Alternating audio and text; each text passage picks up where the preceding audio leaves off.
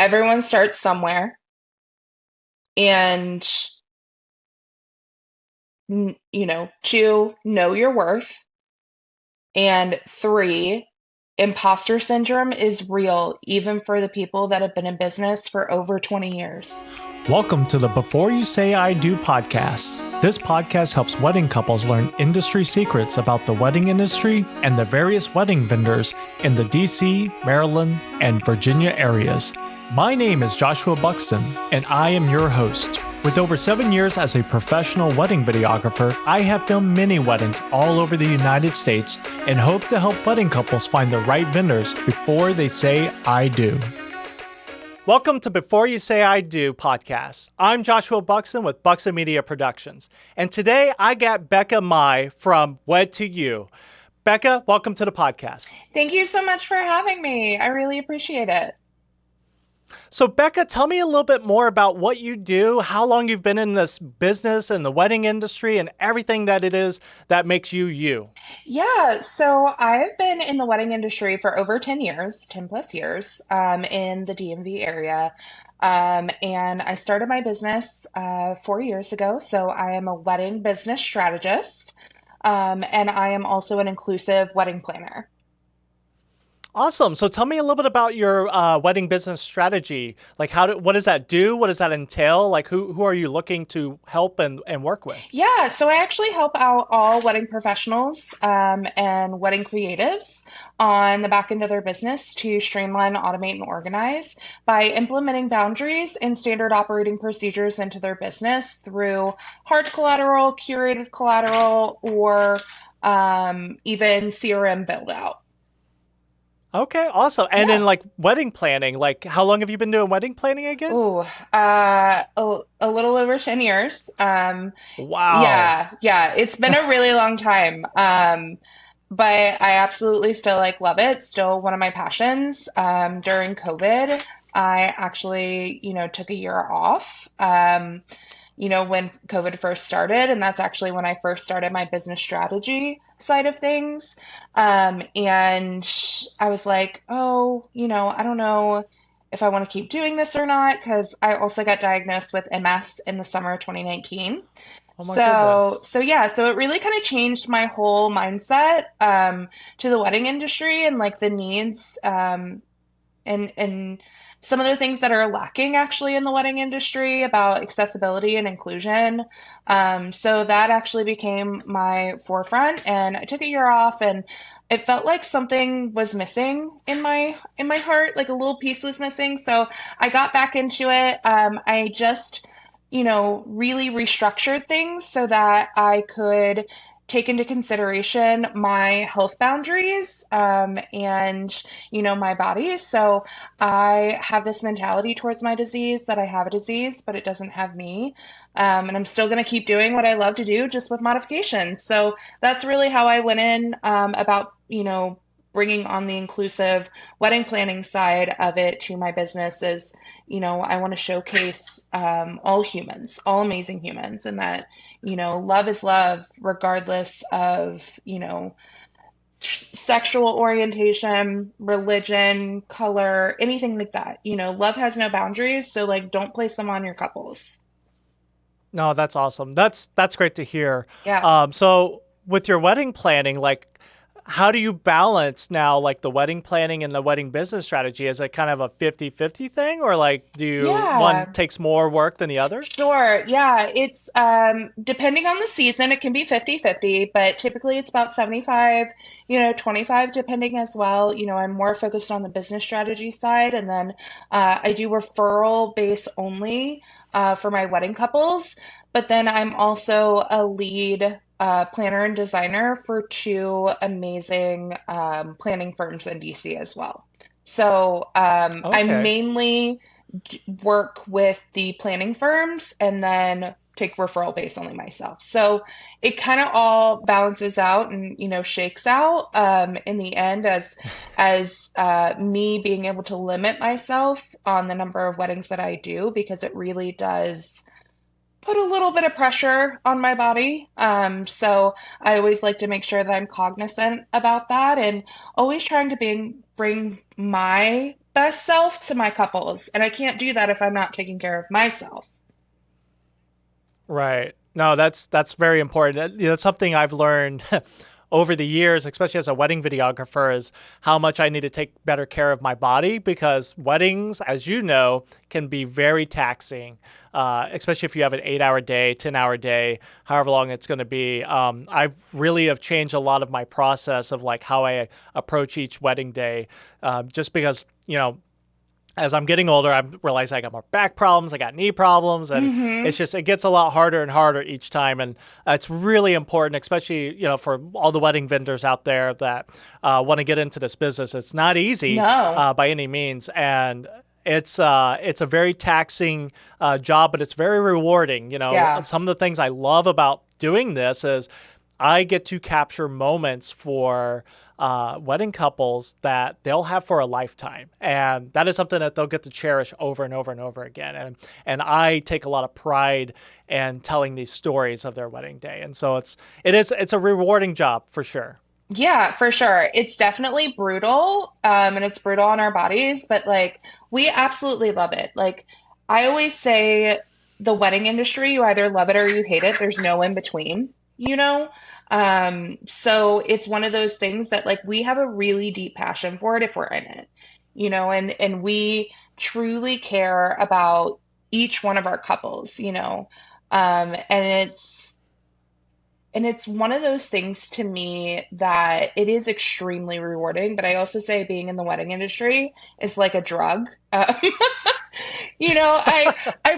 do say this because like we're addicted to the constant hype and the constant go and like the high energy and the ever revolving and constant evolution of the wedding industry and how it changes and how you ebb and flow and how you react to situations, and it really like fuels your passion for it. And it's so much so that at the end of the wedding, you almost have like a wedding hangover, and you're like, okay, you're Yes, like, I know exactly what you're yeah, talking and you're about. like scratching your neck. You're like, okay, when's the next one? You know what I mean? Like you're like, like I said, it's like a drug, and you just like want to keep going and want to keep helping amazing humans. Right. Yeah. I mean, it's funny you talk about that because with how taxing, yeah, a wedding day is. By the end of the day, like, yes, my body's tired, but my brain is still wired and like moving. And now Going I'm and already thinking, how going. do I build this highlight video? And I'm like, I want to get to this immediately because I love what happened today, and so now I want to build a video out of it. And yeah, that's funny you talk about that because I know exactly what you're talking about. So that's really cool that I'm not the only one that feels that way. Yeah, no, So that's it's great. one of those things. If you don't feel that way at the end of the day, you shouldn't be doing weddings. You know what I mean? Like, yes, we're Yes. Yeah. exhausted. Yes, our bodies are hurting. Yes, we're, taking all the Epsom salt baths, but, um, you know, our minds are still churning and we're like such on a high of like so excited for the couple that we like can't wait to see how their next chapter unfolds because it doesn't just end on the wedding day. Like we actually follow our couples through every single journey and every single step of their life afterwards.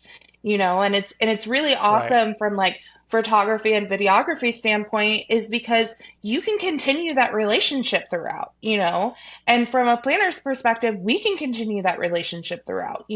We can plan exciting parties for them in whatever stage of life and whatever new chapter that they're starting as a couple, which is like amazing. And Right. I think too, a lot of people take videography for granted. And I'm gonna jump on that train of saying videography is important if you want certain aspects of your day because you can Mhm. be able to look back and see all these amazing things that you didn't get a chance to see on your wedding day. That's what a lot of people don't realize. It's not just, oh, I want to listen to the toasts again, or oh, I want to, listen to our vows again, which is absolutely beautiful and we love that. But it's also Mhm. capturing components of the day that maybe you weren't a part of, that maybe you didn't get a chance to see, or you did, but you were like, moving at 20 miles per hour, actually being a human at 20 miles per hour is a lot. Um, and Yeah, on like the wedding on the day, wedding day, it's things happen so so much. much and so Yeah. fast. And it's like sometimes it's nice to look back on those things and being like, oh my gosh, I didn't see that so and so was there. How did I miss them? Or like, oh, I didn't even know that they captured that beautiful moment with my dad, or those types of things that you can look back on. And those become heirlooms and mementos Hmm. that are for a lifetime. Right. Your family's going to see them, they're going to share them. And like, I really want people to really take into consideration that when you're walking away with videography or photography, you're walking away with an heirloom. Exactly. Yeah, like that's something that I'm starting to hear more of, especially in the videography and photography world, is people calling these investments Hmm. because they are. They're an investment into something that you're going to have for a long time. It's not just that day of the wedding, it's an investment into a video or photos that you'll have 10, 20, 30, 40 years down the road that you can share with your kids and your grandkids. And you'll always want to look back on those things. And yeah, like that's another thing. You brought up a great point about there's a lot of moments that couples miss throughout the day that we capture. Hmm. And those important things, try to make it into our highlights. Or if we make a longer video package for them, then they get more of a documentary style of like what happened that day. Like the moments of like, I didn't realize my dad made this thing for me before I saw him, or being able to see the groom actually writing out the vows right there before the wedding. It's like, but it's little moments like that that they would never have known that actually happened Right. if we weren't there. And so I think you bring up really good points and help me justify why I exist. But I appreciate that. Right? Well, it's important. And I want people to know is that us as planners, especially in, the mid to luxury scene, us as planners, we don't just recommend a videographer just to recommend a videographer. We recommend a Right. videographer because your wedding day is really, really important to you and you want to invest in your wedding day. And investing in your wedding day means Yep. investing in these, monumentous moments and being able to capture them, so, and you Right. can't do that just with photography. Now, photography goes a long way. I will, It does. Yeah. not sugarcoat it. You have to have photography, but you don't necessarily always have to have videography, So like, Right. but the benefits of having videography is there are some things that pictures can't capture, is that those moving moments, that sometimes, you can capture that audio, or you can actually capture, the your partner reading your love letter, and not just showing the emotional state, but also like laughing at some crazy comment that you put in there. You know what I mean? Like, there are Right. just certain things that are just amazing, and I think that's always one of the things that people don't always fully understand, of like the importance of a videographer. They always think, oh, I just want to capture my ceremony. Oh, I just want to capture the toast. But it's all the in between moments that actually you look back on more fondly than anything else. No, that's absolutely true. Like when I talk to couples, I always ask them, what are the memories you want to remember the most, 10, 20 years down the road? Right. And that's how we kind of help them pick the packages because yes, we can capture the ceremony. Yes, we can capture reception for the speeches and the dances. Those are totally things that we can do and deliver as a package. But sometimes there's a lot of things that happen before the ceremony, between the ceremony, after the ceremony. All that stuff is, usually we try to capture everything we can within our realm. And as much as we can, especially if we know something's very important to them, we will try to make sure that's in the highlight. So again, it's something that they can watch that, 10, 20, 30 years down the road. Correct. And, you did bring up a good point about like, there are lots of videographers out there, especially who they offer really cheap packages, but you want to hire a videographer that has experience. And there's a lot of good people out there that can do a great job at lower package prices. But if you're wanting something to be done correctly on a day that you're not going to get back, like those are the things you have to consider is, is it worth the risk of paying a lower price for a videographer who might accidentally forget to hit record, or who might accidentally knock down their light, or didn't get the audio correctly, or just didn't know those moments would happen in real time and doesn't have that kind of experience.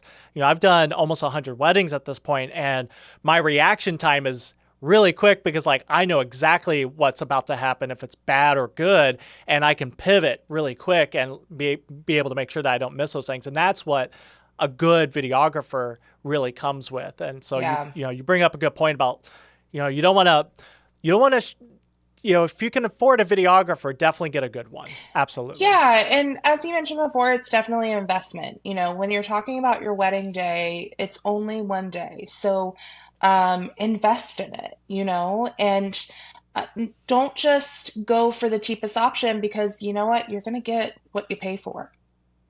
You wi- it's Yes, literally the case is absolutely. you are going to get what you pay for. If you cheap out and go for the lower, cost option just because it's the most cost effective, you're going to not get great quality, and then you're going to feel Right. buyer's remorse at that point. And then you're going to, write a negative review and being like, they didn't give me what I wanted. And it's like, well, how much did you pay for it? And they're like, oh, I only Yeah. paid, 1,500 for it, or, 750 for it or whatever. And I'm like, well, that's why, like Yeah. you have to invest. And it's really investing in your vendors is really important, and it doesn't necessarily just stem to videography.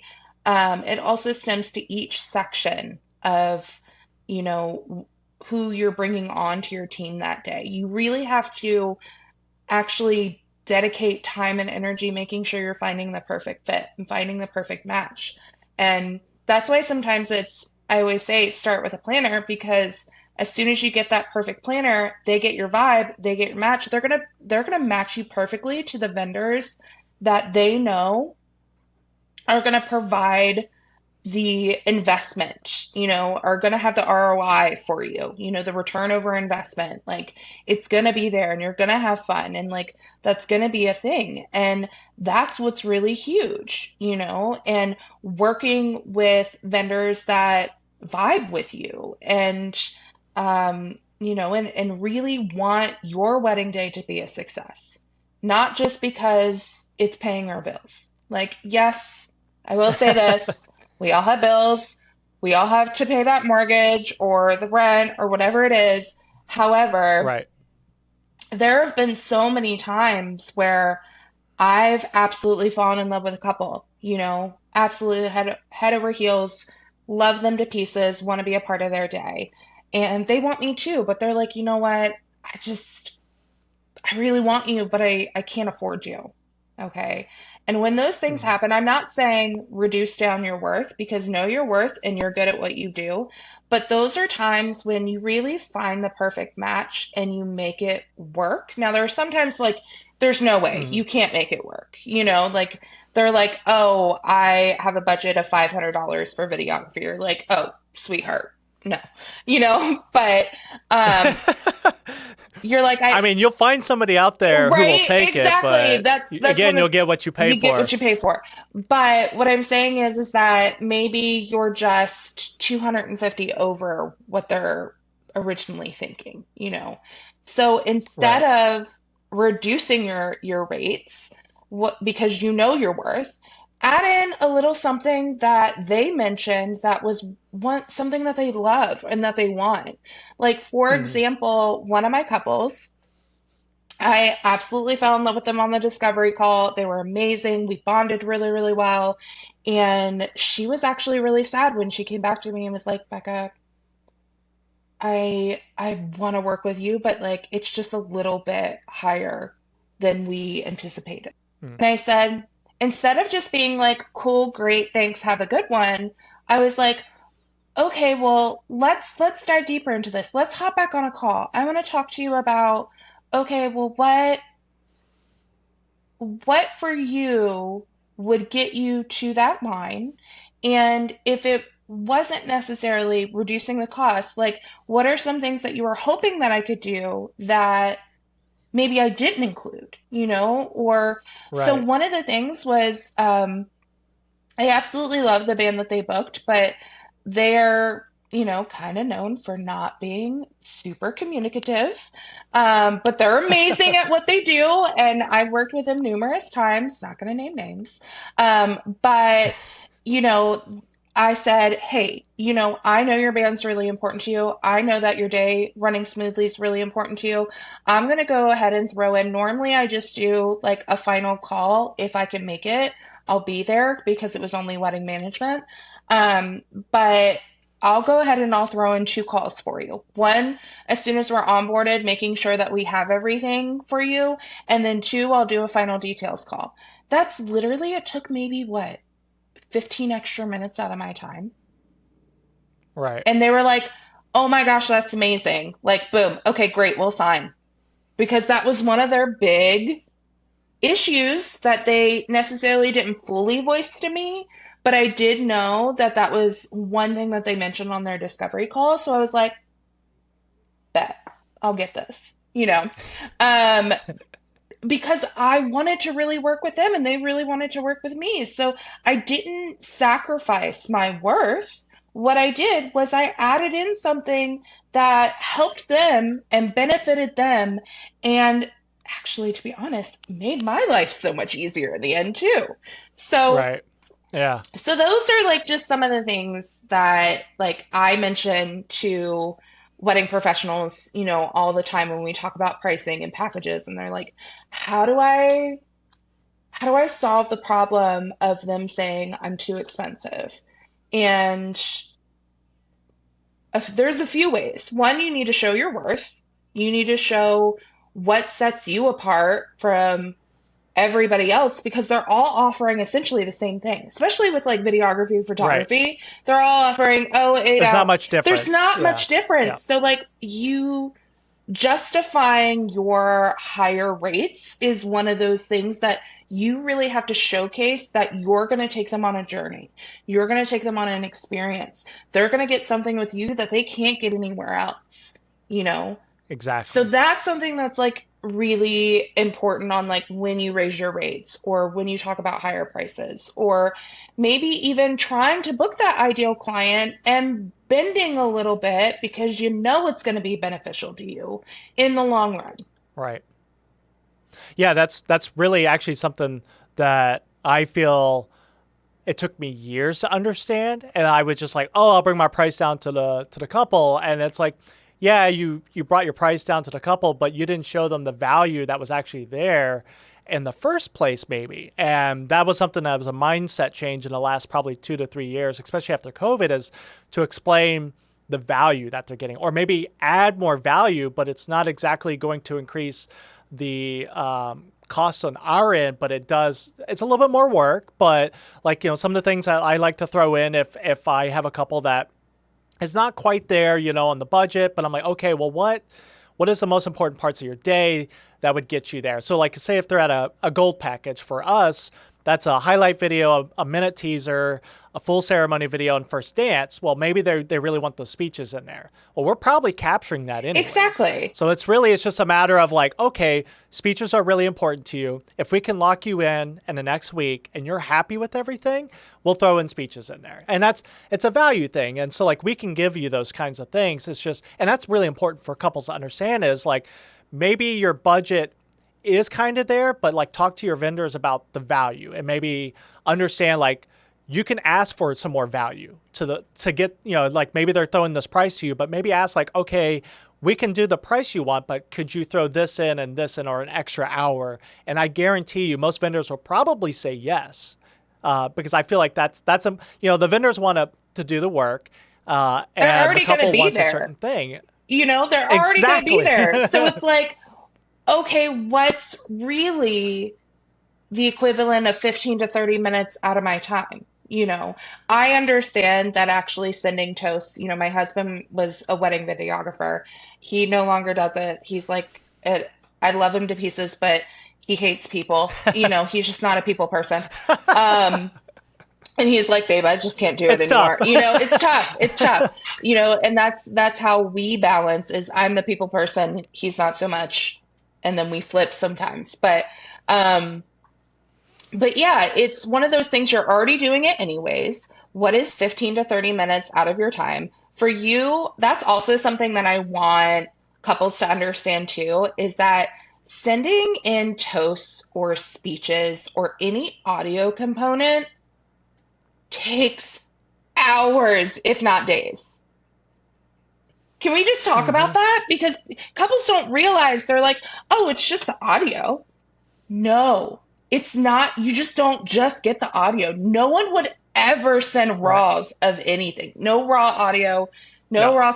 Like it doesn't showcase your work the way that you want it to. And so when you have to send these deliverables, it takes a lot of work. So It like does. people don't realize that the cost of photography and videography is majority the back end after your wedding. Yep. Right. No, that's actually a really good point because, that's something I think is a misconception to wedding couples. They're like, oh, I'm just paying for the 6 hour package. That's all, why are you so expensive for 6 hours? It's like, what you don't realize is that's actually probably 30 hours of work for that package. Hmm. What you're seeing me for is the 6 hours I'm there. That's not including probably the 4 to 6 hours before I show up to your wedding to get all the gear ready, charge all the batteries, make sure everything's good and clean, ready to go. And then the travel time to get there, setup time. Then we're actually capturing your day. And the editing time. On average, most of our weddings take anywhere between 10 to 20 hours of editing on the back end on average. Correct. And it's like, and it depends on how long the day is and how many videographers we have, how many cameras, all that stuff. And you're right. Like, and it depends on like, how long is your ceremony? I've seen ceremonies literally 7 minutes long. Those are easy to edit, but like Catholic weddings are the hardest for 45 sure. to an hour and a half. It's like, Yeah, and imagine that. Like we usually put up 3 to 4 cameras, so now we have to sync all 4 cameras plus the 2 to 3 audio sources we're getting, usually on a groom, maybe the officiant, and then one from the house. Whether if they got a DJ running sound or whatever. Now we've got to cut through all that stuff and give you the best angles possible, so you get a professional product, and that professional product takes hours and hours and hours to edit, and it's like, it's just wedding couples don't understand what they're getting. It's not a 6 hour package. They're actually getting a 30 hour package of work, if not more. For that. If not, like Exactly. that's Yeah. just the hours that we're talking about here are minimums, not Right. averages or not maximums. No, we're talking about like minimum. Like this is the Yep. minimum number of hours that I will work based on an average timeline of a wedding, and Mhm. every wedding is unique and every timeline of their wedding is unique and all the details are different. And so like it's it's multiple layers upon it's literally an onion. It is literally an onion. Like what we It is. do is an onion. We give them an onion and it has all these layers, but they don't see all these layers. They just see this cute onion that they can use, you know. Yeah. It's a beautiful onion. It's a Just beautiful onion. it's a layer. We're talking about Outback bloomin' onion, okay? The one that everybody wants, and I don't care who you are. There's no one that can say that they don't like Outback bloomin' onion. Like absolutely no one. Like even my husband hates onions, like hates onions, but he loves Outback bloomin' onion. So we're giving you the bloomin' onion for your wedding day. I love that. That's a great way to put it. That should be the logo or motto. We give you the bloomin' onion. Right? Because there's so many layers of what we do for you. Yeah. We're giving you the bloomin' onion. No, that's great. So what are some trends you're seeing? That's something I'm constantly trying to stay on top of is like new trends that are coming out, especially in the video side, what I see. But what are some trends that you're seeing like couples are looking for, that they're expecting, and going into 2024? Like now that we're kind of out of the years of COVID and kind of really out of like the peak of like everybody was swamped for a year or two after Sure. COVID of weddings. I feel like things are slowing down a little bit, but they're kind of getting back to what they were before COVID. But what are some trends that you're seeing in from your couples? Yeah, there's a few different trends. One, while it may seem slow, it's not actually slow. We're getting into, No, and I we're, think that's a it's a misconception. common Yeah. misconception. We're also getting into the engagement boom that's about ready to happen.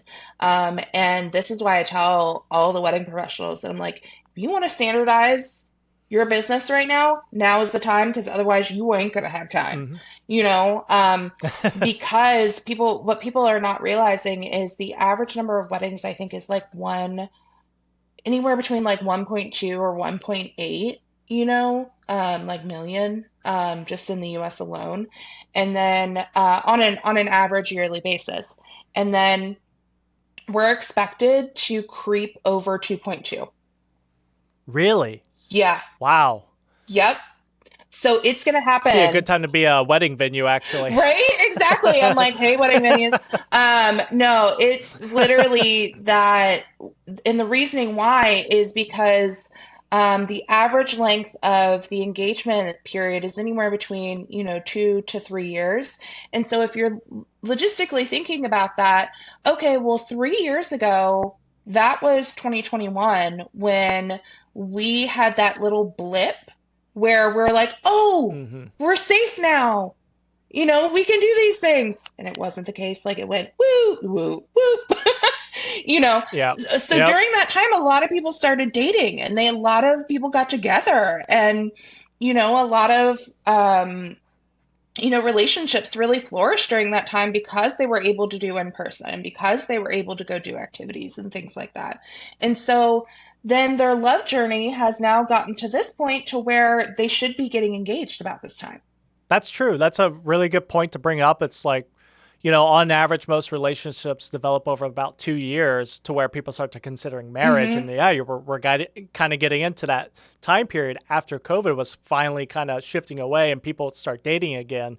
And yeah, that makes a lot of sense. I'm really curious to see how this year turns out. There's a lot of naysayers that I'm hearing in some forums out there about wedding vendors, and they're like, "Oh, I'm just seeing a slow season." I'm like, either you're not looking correctly or you're not positioning yourself correctly, I would and maybe that's something that they're seeing. Yeah, I would also, another thing to piggyback off of is um, couples have seen, they've literally been searching on social media, humans have been seeing through social media, TikTok, Instagram, Facebook, that weddings do not necessarily have to take as long anymore. They don't have to Right. plan 12, 18 plus months in advance. They can literally plan their wedding in like 6 to 9 months, and they don't need to do that. So you're going to be seeing not only the high volume of engaged couples, but also the high volume of the quicker turnaround time for your couples, which means this is why we're feeling, instead of getting that relaxing time that we normally have right about now, it's still that high pressure Hmm. energy that we're feeling, because these couples are reaching out. Like I had one reach out to me for April 20th. Yeah.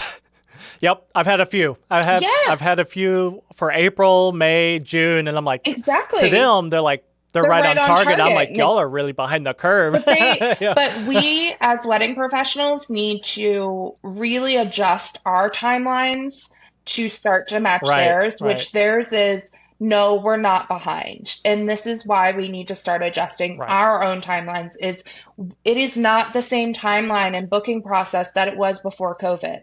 And I don't know if we'll ever get back to that timeline ever again. So we need to move with Right. the Yeah. times. Probably not. We need to move with the times. We need to understand that this isn't uncommon. I mean, I was literally talking to a catering professional the other day, and I was like, "Honey, how you doing?" And he was like, "I am overwhelmed." I was like, "So am I. I'm right there with you. We're all right there with you." And it's because we're having to really move in live time and transition what we're doing, and it's disrupting our minds because we've been so used to the same process for years. I mean, me being in the wedding industry for over 10 Right. years, I'm used to that process of couples, taking 12 to 18 plus months to plan their wedding day and that type of feeling. And so now we're trying to truncate that and change our ideology around the wedding planning timeline in general. And it's bleh, like it's a shock, but we need to move with the times. And I'm trying to push people like, this is normal now. This is normal now. We need to do this. And what that also means is because this is just becoming a normal, you do not have as much time as you did before. So creating those standard operating procedures, putting those boundaries in place for your business are even more important so that way you can give them Hmm. that high luxury client experience that they deserve and that you proposed to them that they would get, even though it's a more truncated time.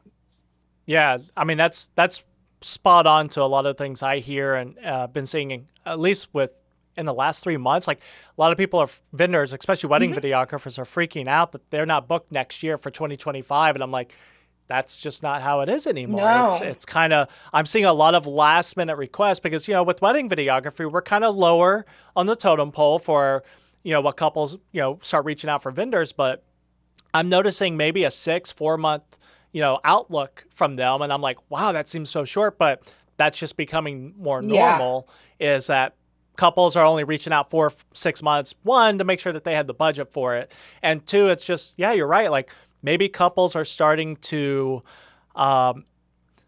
put in that like I want to do a wedding in 6 months because of COVID. And like if I put it off 12 to 18 months and Who like knows something what could like that happens happen? again, now I got to put it off 2 to 3 years. So let's do it as soon as possible. Like, why wait? That's the whole concept now is like, why wait? I mean, we've all Hmm. been through a pandemic worldwide together, and we've clearly seen that life is too short. Why wait? Why not enjoy with our loved ones while we can? And why not have the wedding of our dreams that we want? And Yeah, it's also, absolutely. can I just preface too, with these couples are not just reaching out to you for the first time. They've been following you on social media. They've been seeing everything that you post. They've been seeing all of your weddings, your work. They have been following Hmm. you for months, if not years. If they want you, they will book you. Okay. And Right. like, I literally knew, and this wasn't just because was in the wedding planning realm, I knew the photographer that I wanted for my day immediately.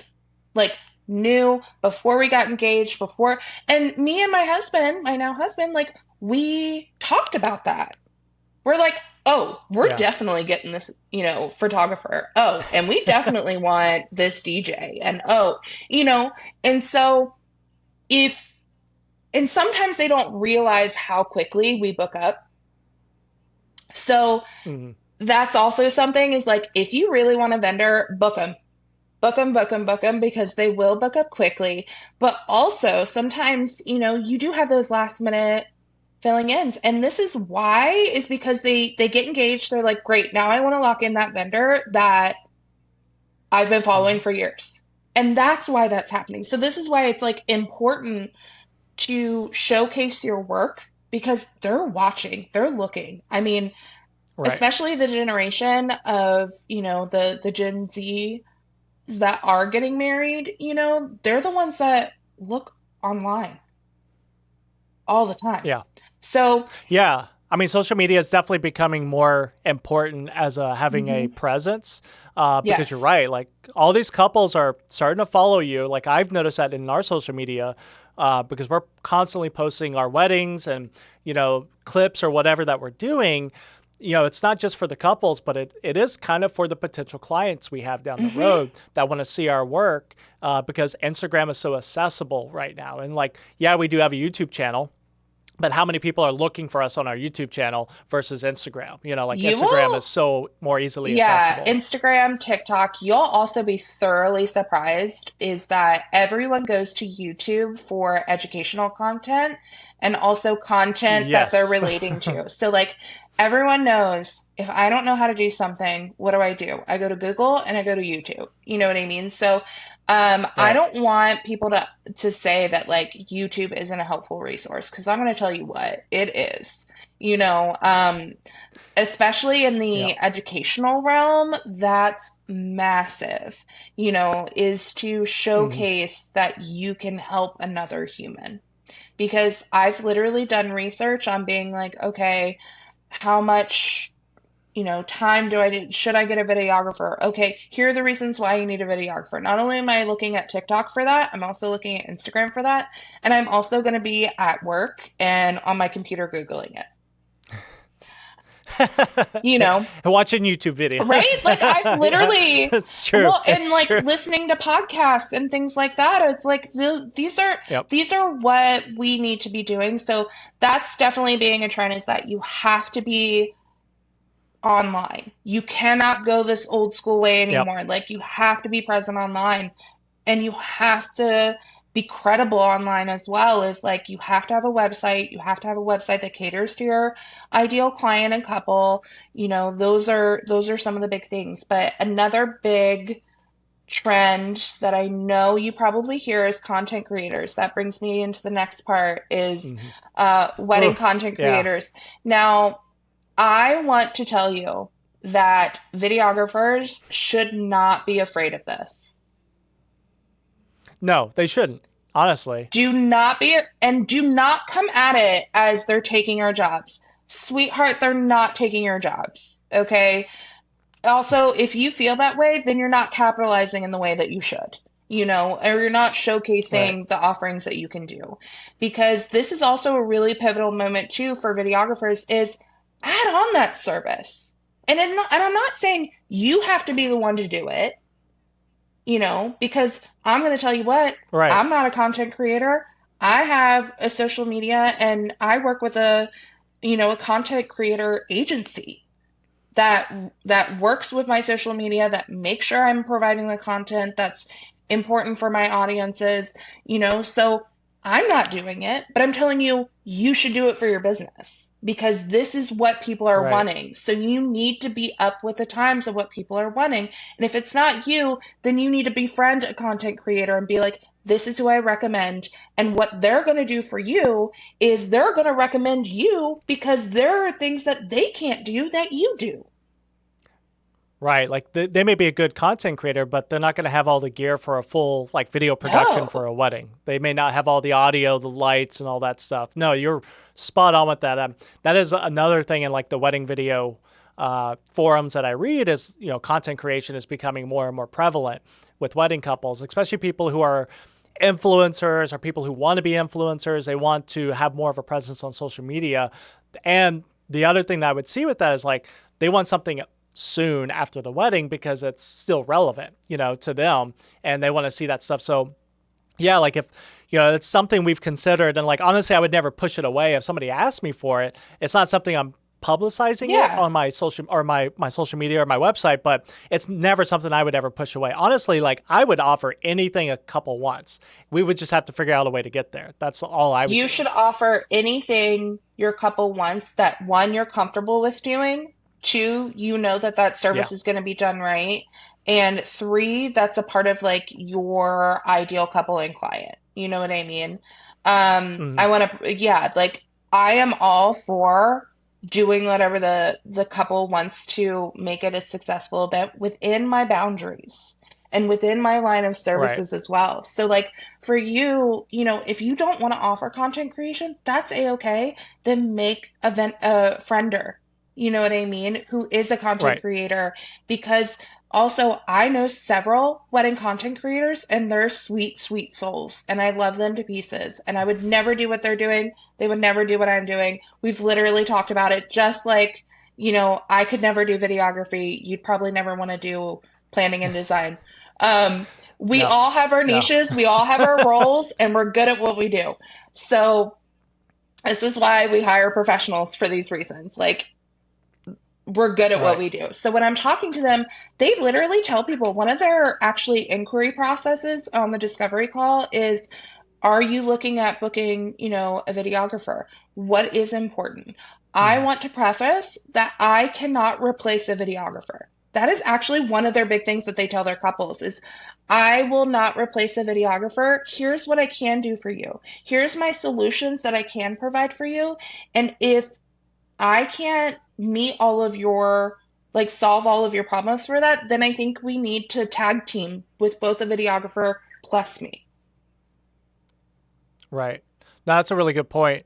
So we're going to kind of wrap it up, but what I'm trying to offer at the very end of all these podcast episodes is one last question that we'll do as a, to sum it all up a little bit is like, what is one thing, if you could have told yourself when you first started in this industry, that you would tell yourself? Ooh, ooh. Um, there's a few, and I'm gonna give a few if that's okay. If Okay. that's All right. okay. Shoot it. Um, One, everyone starts somewhere, and two, know your worth, and three, imposter syndrome is real, even for the people that have been in business for over 20 years. Yeah, absolutely. Well, Becca, thank you so much for joining us on this podcast.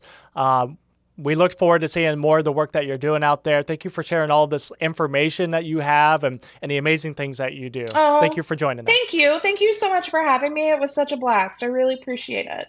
Thank you for joining us on this episode of the Before You Say I Do podcast. Make sure to subscribe, like, and follow our YouTube channel and podcast platforms.